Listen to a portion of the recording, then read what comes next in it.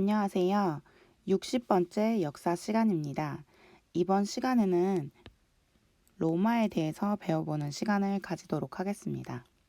교과서는 204쪽부터 205쪽까지의 이야기입니다. 아래쪽에 보이는 보라색 줄 보이나요? 이것은 로마 시대의 흐름이고요. 로마 시기가 올라가면 올라갈수록 전성기를 취하다가 쇠퇴하는 모습을 아래의 그림처럼 나타내 보았습니다. 이 그림과 함께 로마 시기의 이야기를 4개로 나누어서 이야기해보면 이해하기 쉬울 것 같습니다. 첫 번째는 로마 공화정에 대한 이야기입니다. 로마는 처음에 왕정으로 시작이 되는데요. 왕정이라고 하는 것은 왕이 정치하는 정치 체제입니다. 그 왕정에서 왕을 몰아내고 공화정의 시기가 열립니다. 공화정이라고 하는 것은 왕이나 황제처럼 세습된 군주가 아니라 국민에 의해서 선출된 사람이 통치하는 것을 말합니다. 현재 우리나라도 국민들이 선출한 대통령이 통치를 하게 되죠. 이게 바로 공화정이라고 할 수 있겠습니다. 로마에서는 왕을 몰아낸 뒤에 공화정을 시작하게 됩니다.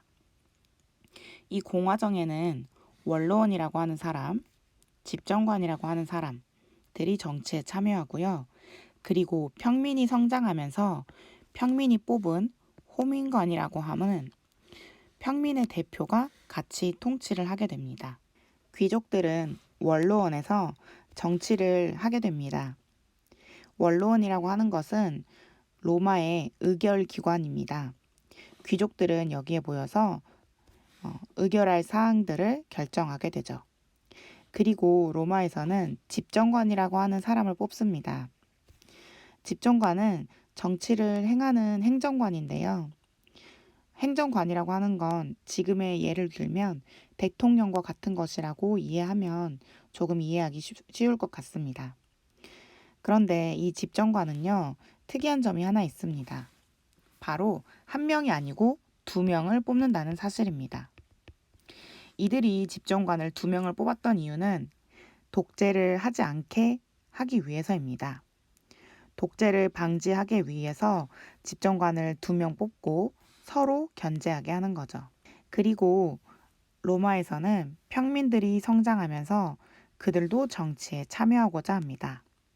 그래서 평민회라고 하는 평민들의 의결 기구를 만들고 그들의 대표인 호민관을 뽑게 됩니다.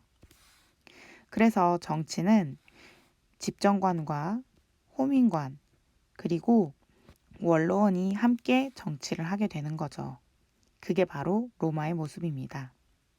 그리고 로마에서는 12표법이라고 하는 법이 만들어집니다.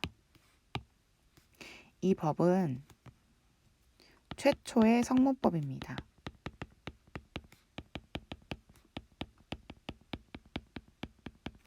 성문법이라고 하는 것은 글자로 쓰여져 있는 법이라고 생각하면 됩니다. 그 전까지는 법이라는 게 있긴 있었어요. 그런데 귀족들이 이거는 이렇게 하는 거야, 저거는 저렇게 하는 거야 라고 말을 하게 되면 그게 바로 법이 됐습니다.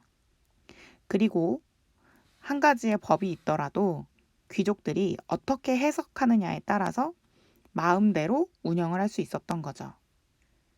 그런데 이 법을 책으로서 글로써 딱 정해놓고 자의적으로 귀족들이 법을 행하지 못하게 막은 것이 바로 이 12표법입니다. 12표법이 만들어지고 나서 귀족들의 마음대로 법을 통치하는 방식은 이제 사라지게 되는 것입니다.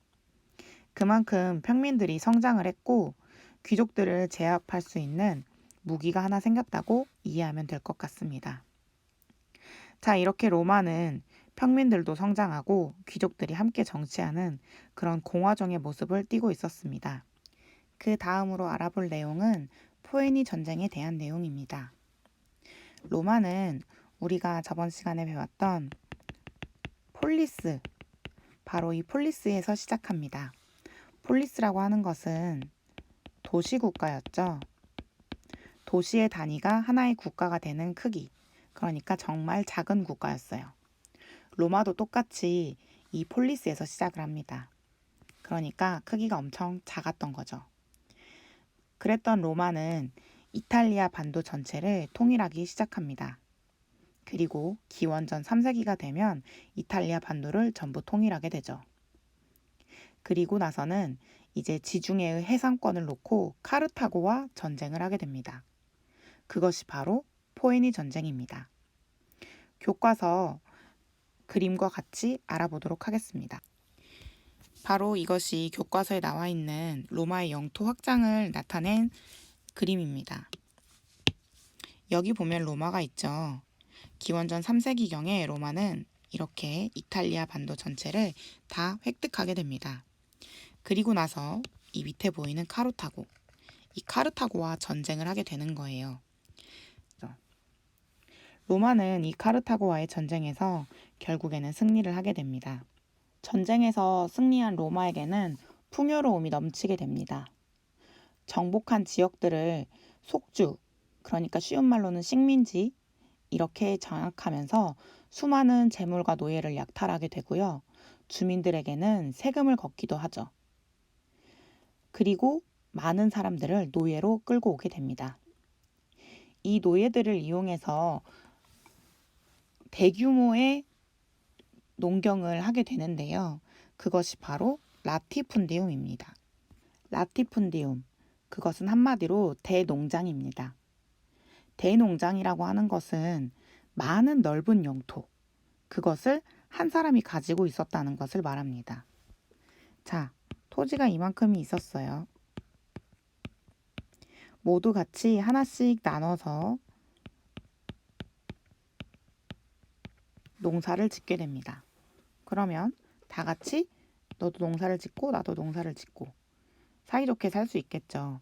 하지만 라티푼디움은 이만큼의 땅을 한 사람이 가지게 됩니다. 이 사람은 이 넓은 지역을 다 자기가 농사 지을 수 없겠죠. 이렇게 많은 지역을 차지한 사람은 바로 귀족입니다. 이 귀족들은 자신이 혼자서 다 농사를 지을 수 없으니 노예를 이용하게 됩니다. 그러면 이 나머지 땅들을 원래 가지고 있었던 사람들은 토지를 잃어버리게 되겠죠. 이렇게 토지를 잃어버리게 된 사람들은 일반 평민들입니다. 이렇게 귀족들은 라티푼디움이라고 하는 거대한 농장을 소유하게 되고 평민들은 토지를 잃어버리고 이러면서 평민과 귀족의 갈등은 심각하게 일어납니다. 이 라티푼디움의 발달로 인해 자영농민이 몰락하게 된 것이죠. 이렇게 자영농민들이 몰락하고 있는 과정에서 로마의 공화정에도 위기가 닥칩니다. 공화정이라고 하는 정치 방식에서 권력을 집중해서 가지게 되는 사람이 한 명 나타나게 됩니다. 한 명이 권력을 독점하게 되면 더 이상 공화정이 아니게 되겠죠. 그렇기 때문에 공화정의 위기가 찾아온 것입니다. 이 권력을 다 가지게 된 사람은 바로 카이사르라는 사람이었습니다.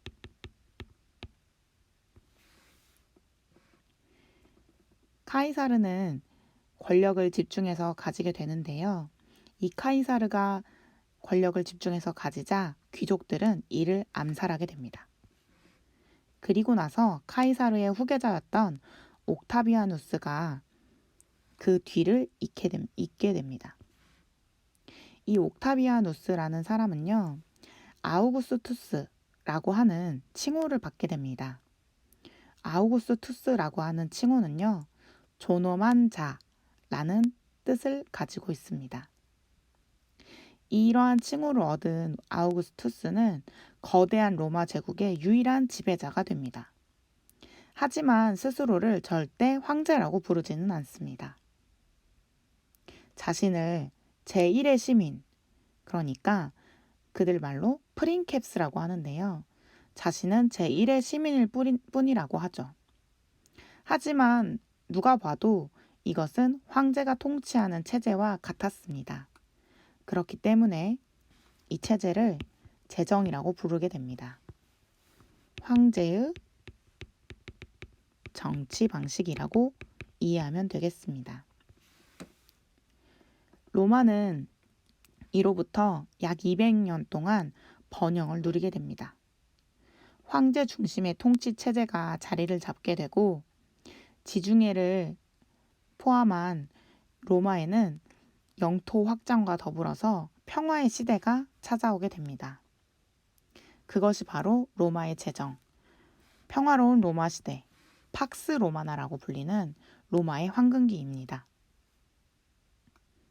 이렇게 로마가 제정을 이루는 모습까지가 교과서 205쪽의 이야기입니다.